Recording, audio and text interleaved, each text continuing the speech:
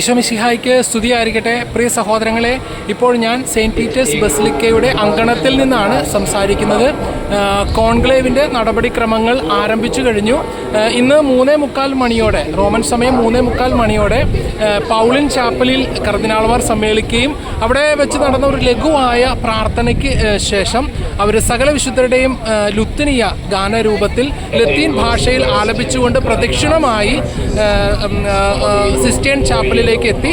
ഇപ്പോൾ സിസ്റ്റേൻ ചാപ്പലിൽ എൻ്റെ പുറകിലായി നിങ്ങൾക്ക് നമ്മൾ വത്തിക്കാൻ സ്ക്വയറിൽ സ്ഥാപിക്കപ്പെട്ടിരിക്കുന്ന വിവിധ സ്ക്രീനുകൾ കാണാം. ഇപ്പോൾ സിസ്റ്റേൻ ചാപ്പലിൽ കർദിനാൾമാരുടെ സത്യപ്രതിജ്ഞ നടക്കുകയാണ്.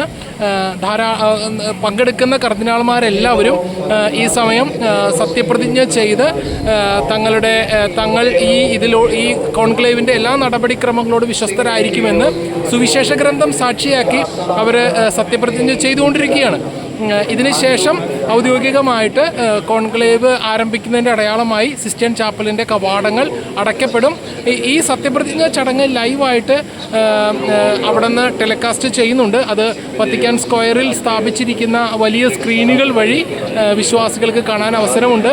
ഇപ്പോൾ തന്നെ വത്തിക്കാൻ സ്ക്വയറിൻ്റെ ഒരു പകുതി ഭാഗത്തോളം നിറഞ്ഞ് ആളുകളാണ് ഇവിടെ കാത്തിരിക്കുകയാണ്.